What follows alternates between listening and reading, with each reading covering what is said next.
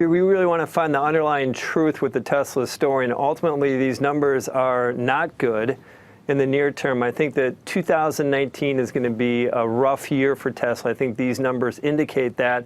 There is a lot of layers to the numbers too. I want to try to simplify it, and I totally agree with Phil on this, is that the ultimate key question here is what is the underlying demand. We can focus on what's happened with logistics, what's happened with production, what's happened with the mix of Model S, X, and Model 3, all those factors. But at the end of the day, as someone like myself who believes that Tesla will in fact prevail over the long term, what the key factor here is what's going to happen with demand. And I want to put an extra point on that, is that the company did reiterate this expectation of 360,000 to 400,000 deliveries in 2019. If you look at the 60,000 deliveries and make an assumption, what does it take for them to hit the low end of that? It essentially implies a run rate of 99,000 vehicles per quarter. Now, they did do 91 in the December quarter, but again, 63 in the most recent quarter. And I think what that sets this up for is that they probably are going to miss that number, that 360 to 400 number. And as someone who believes in this story, I'm bracing myself for difficult delivery numbers for this year. I still ultimately believe that this is electrification of vehicles and autonomy is an undeniable theme and an investable theme. But I am taking away from this. This is an indication of probably some rougher news that's going to come most likely in the September quarter for some reasons that we can get into. But my takeaway is let's talk about what demand is going to be this year. Okay, so let's talk about what demand is going to be this year. And specifically, in terms of where the stock is right now, 12 months out, where are you putting it? I think 12 months out, it's going to be higher. I think that between now and then, it probably goes lower, not just lower than the 8% today. I think we have everything from the street resetting some of those expectations. I appreciate the optimism around Elon Musk and reiterating that 360 to 400 number, but I sense that that is going to be the focus over the next couple quarters.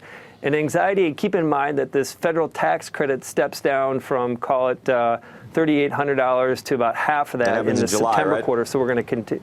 That's correct. So we'll continue to see that September quarter is all of a sudden now the focus quarter here. So when, Andrew, to answer your question, is what do I think about the stock? I think it goes lower in the near term.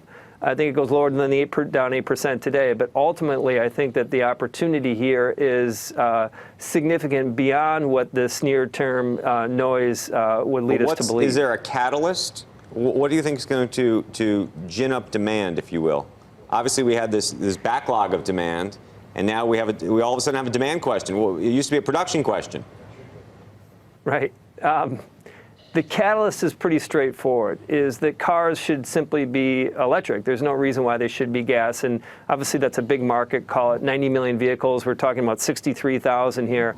So unfortunately, there's not one point where we can say it's the introduction of the Model Y, for example, or the pickup truck. Or it's not about that. This is about thematic investing. And so unfortunately, with a hyper-analyzed stock like this, the winner investors, I think, are going to be the ones that are not as focused on necessarily a catalyst, but this inflection point that ultimately comes around electrification. There's a lot of levers to that in terms of how they get there, in terms of pricing, profitability, all of those. But the simple way I'd put it is that this is not going to be a step function up in terms of demand for electric vehicles, but it is undeniable. And Tesla, I think, has some leads in terms of technology that will place it well ahead of the incumbents.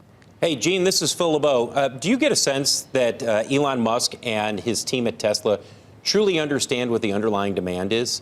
Or do you look at this and say, well, they put this target out there at 360, and we know that Elon doesn't like to change his targets or admit that perhaps they might have been overly optimistic, so they're going to stick by this. I guess what I'm getting at is, do they have a sense of what the underlying demand is?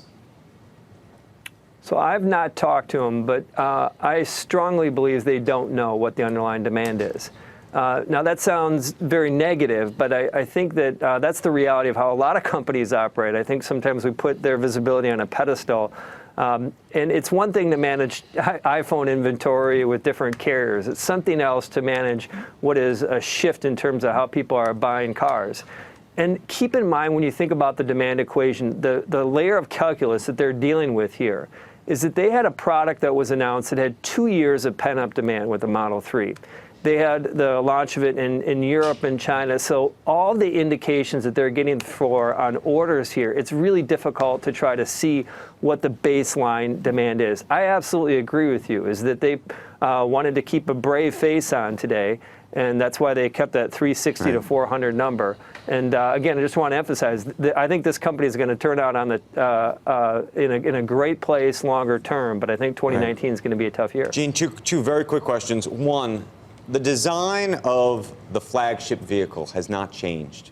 And we talk about a catalyst. Do you think that there needs to be an update to that vehicle? I'm talking about the S. Yeah, they definitely do. I was expecting that as kind of a one more thing when they announced the Model Y, but that is, as we'd say, long in the tooth. I don't think that explains this the dip in S and X demand. I think there's several other factors which we can get into, but I don't think it was because they need some. And then finally, we have this court case. case, 2 p.m. Elon Musk is in New York today, could be held in contempt. Lots of questions about what that could mean, what kind of title he could be stripped of. What is the best, well, we know what the best case scenario is, nothing happens. What's the worst case scenario in your mind? Well, even the worst case, there's a lot of people that say the worst case scenario is they get stripped of his title. That probably is the worst case in the near term. But keep in mind that there is a large pool of investors who are betting against Elon and who would actually invest in the Tesla story if it wasn't for him. So I think that this idea, it's black and white if Elon's involved or not involved, is more of a gray question. So I think the worst case scenario simply is that he gets stripped of his title. I think that will not happen. I think that if I was going to make a guess, I don't think they're going to announce anything today, rule on anything today. I do think that his tweets were not cleared, and that probably represents some form of contempt of court. But I think that it's going to be a minor penalty.